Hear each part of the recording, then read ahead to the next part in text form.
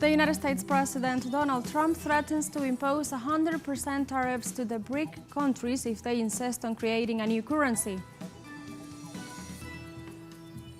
The Israeli occupation army continued for the 11th consecutive day its attacks against the Palestinian city of Jenin in the West Bank amid widespread destruction of civilian infrastructure. And on Friday, Venezuelan President Nicolás Maduro met with U.S. President Donald Trump's special envoy, Richard Grenell.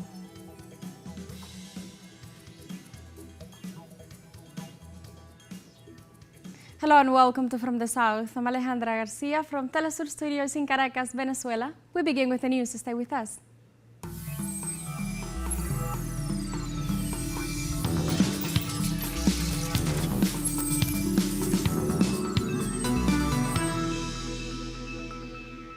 U.S. President Donald Trump issued a stern warning to BRICS member countries amid the efforts to reduce their dependence on the U.S. dollar in international trade.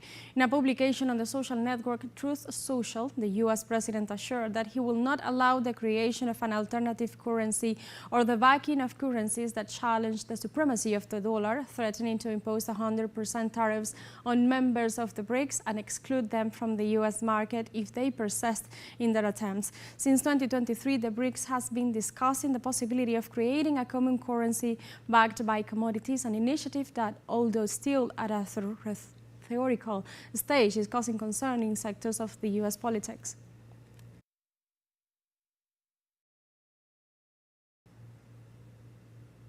The U.S. government ordered on Thursday the freezing of federal aid funds earmarked for non-governmentals dedicated to assist migrants. According to a document published by the Department of Homeland Security, the agency expressed concerns about the use of government funds, alluding to the possibility that they may be used to promote and induce illegal migration. The directive instructs the department staff to conduct a review of all non-governmental organizations dealing with migration and investigate whether money is being used for illegal purposes. As a matter of fact, local authorities have prosecuted non-governmental organizations serving migrants in U.S. border cities.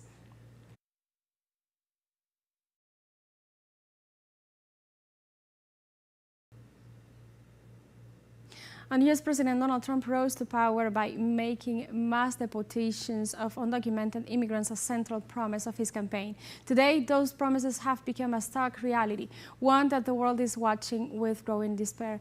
To go deep into this topic, we invite Jose Pertierra, one of the top-rated immigration attorneys in Washington, D.C. Hi, Jose, and welcome to From the South. Hi, Alejandra. It's a pleasure to be with you. First, as an attorney, how are you experiencing this scenario in your direct contact with undocumented clients who are seeking ways to legally remain in the United States? Well, Alejandra, first of all, it's an honor for me to be in the front line of combat against fascism and xenophobia in the United States. Clients and immigrants in general are terrified of what's going on because this is a movement that is being televised by Trump for the purpose of engendering terror, fear in the hearts of every immigrant in the United States. The raids are on purpose televised with reporters embedded with ICE as they raid different places in where immigrants may be gathering. And they're hoping that the images will be shown on television, that people will leave the United States of their own accord. Most immigrants, however, are going to stay here, and they're going to ride this out, and they're going to fight, and they're going to resist, and they're going to defend themselves. In what ways are the human rights of immigrants being violated in these deportations? Let's recall that we witnessed recently the tensions between President Gustavo Petro and Trump because Colombian deportees were being tied up, shackled. And also Trump recently announced his intentions to house over 30,000 high-profile criminal aliens, as he said, in the Guantanamo naval base, which is a Cuban territory legally occupied by Washington. So what does this mean? Well, Alejandra, those flights to Colombia and to Brazil first, before Colombia, the deportees were being shackled. Their wrists and their feet were shackled, and they were made to kneel down in military planes. That is a humiliating way to deport people from the United States. These are people who came here to work. They came here to better their lives and the lives of their family. Most of them are hardworking people, and to treat them this way is a way to try to again terrorize the rest of the immigrant community and say, see, this is what will await you if we catch you. And that is a violation of the human and civil rights of the deportees. Deportees have constitutional rights in this country, and one of them is the right to be treated humanely. And if they want to deport people, if they have an order of deportation and they want to exercise that order of deportation, they should fly out on commercial flights and with all the dignity that that a human being demands. You mentioned that migrants are people who come to the U.S. to work. Let me ask you, what will the short and medium-term consequences of these deportations in social and economic terms? You know, Alejandra, this country needs immigrants. For example, we just had a series of fires in Los Angeles that devastated the city. Who's going to rebuild those? Anybody who drives around construction sites in this country sees that the vast majority of the construction workers are immigrants. The vast majority of the service industry workers are immigrants, restaurants, hotels. The people who wash the windows in the high-rise buildings are immigrants. Immigrants are doing the work in this country, even high-tech. The high-tech people are immigrants. The doctors and nurses in the hospitals of the United States are immigrants. So, you know, with this notion that we're going to get rid of immigrants, who's going to do the work? What's going to happen to the crops in this country? Who's going to pick them? Who's going to serve them in the restaurants? Who's going to attend to people when they're sick? Who's going to attend to old people when they need help? You know, it's something that President Trump will find out if he is successful in getting rid of a large segment of the immigrant population. Venezuela just received a special envoy from the U.S. government regarding the massive deportations that the U.S. is trying to do. What's the meaning of this visit, in your opinion? Well, first of all, it shows that the United States, when it wants to negotiate with Venezuela, negotiates with the sitting president of Venezuela and not with the so-called interim president, who I think is in Spain. But also it shows that the United States has got a problem on its hands with the Venezuelans coming to this country. And they're coming, you know, why? It's because of the sanctions that were imposed on Venezuela. Same with Cuba. Cubans are coming here in massive numbers because of the sanctions that the United States has employed against these countries. If they want to diminish Venezuelan and Cuban immigration, they should get rid of the sanctions and allow the economies of those two countries to flourish so that people don't leave their home and their family in order to look for ways to support themselves and their family. Thank you. Thank you very much, Jose, for your time here and from the South. Thank you very much, Alejandra, and saludos to all the teleSUR audience. Thank you. We were speaking to Jose Pertierra, one of the top-rated immigration attorneys in Washington, D.C., in the context of the ongoing massive deportations carried out by President Donald Trump. And now let's take a short break, but first remember you can join us on TikTok at teleSUR English, where you'll find news in different formats, news updates, and more. We'll be right back. Stay with us.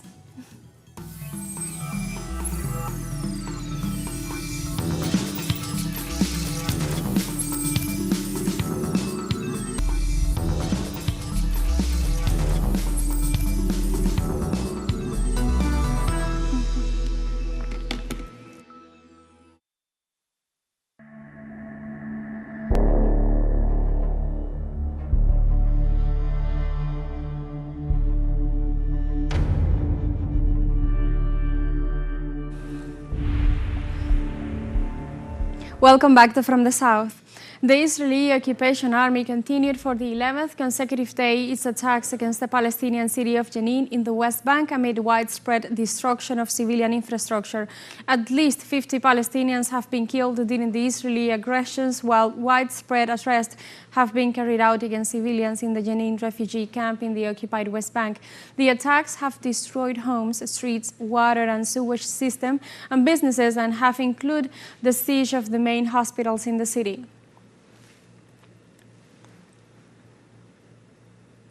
In violation of the ceasefire deal, the Israeli occupation forces attacked Lebanon again, this time about 30 kilometers from the city of Beirut.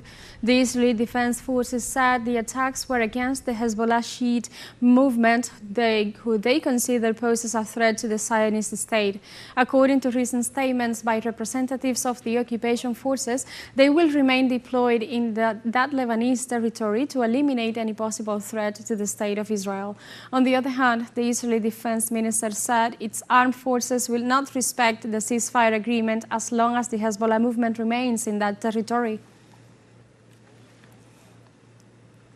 Hundreds of people protested near Egypt's border with Gaza on Friday against the plan floated by U.S. President Donald Trump to move Palestinians from that territory to Egypt and Jordan.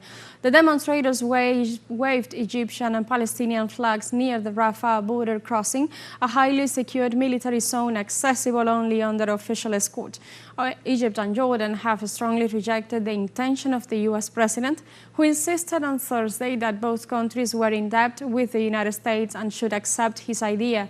However, Egyptian President Abdel Fattah al-Sisi said that the displacement of the Palestinians from their land was an injustice that his country could not take part in.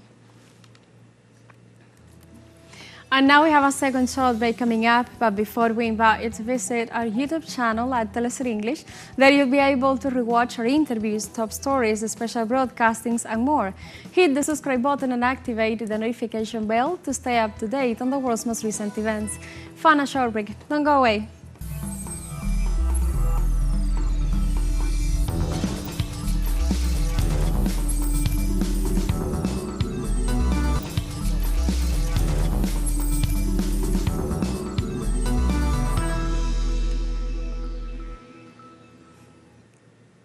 Welcome back to From the South. As we mentioned on Friday, Venezuelan President Nicolás Maduro met with U.S. President Donald Trump's special envoy, Richard Grenell. The special envoy arrived in Caracas to meet with President Nicolás Maduro and secure Venezuela's acceptance of deportation flights for undocumented migrants, said Mauricio Clever-Caron, the official in charge of Latin America at the U.S. State Department. Washington has faced difficulties in deporting Venezuelans due to the deterioration of bilateral relations, especially following the diplomatic rupture in 2019 during Trump's first term and the hostilities carried out by the successive U.S. administrations against the South American nation.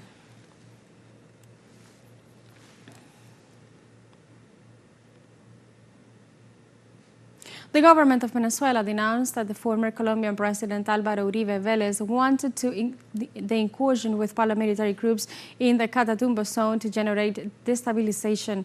During the program, Sin Truco ni Maña, broadcast on social networks, the Minister of Interior, Justice and Peace, Diosdado Cabello, recalled that Venezuela is under siege by imperialism. The security chief explained that the number of mercenaries captured have confessed to the zone through which the paramilitary groups were going to enter under the orders of former Colombian Presidents Uribe, Pastrana and Duque. In this regard, Cabello emphasized that Venezuela is covering the borders so that there are no crimes after activating the lighting operation of Catatumbo. He emphasized that the national government had been investigating for 3 months to guard and guarantee the defense and peace of the country's sovereignty.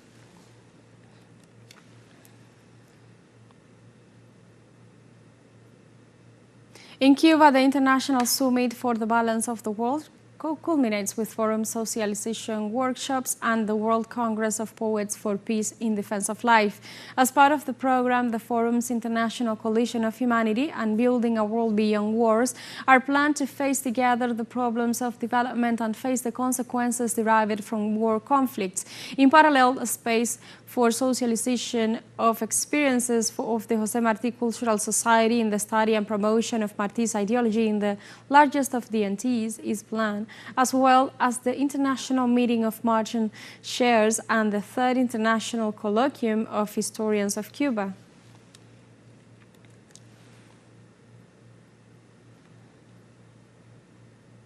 Mexican President Claudia Sheinbaum reaffirmed Friday during her daily morning press conference that her administration is in constant dialogue with the U.S. government and that agreements between both nations on key issues are reached every day. I want to inform the people of Mexico, you all, that we have talks with the U.S. government, where we discuss various topics and reach agreements every day. For example, on the issue of migration, with respect for our sovereignty and human rights. There are agreements for the repatriation of our nationals, and if necessary, for the return of individuals of other nationalities. Agreements are made continuously, and there is a permanent dialogue. We will always maintain the dialogue, as it is fundamental to the relationship between Mexico and the United States government. There is this dialogue, and we have Plan A, Plan B, and Plan C for whatever the U.S. government decides. We have come to the end of this news brief, but remember you can find this and many other stories on our website at telesurenglish.net and join us on social media. We are on Facebook, X, Instagram, Telegram and TikTok as well. For TeleSUR English, I'm Alejandra Garcia. Thank you for watching.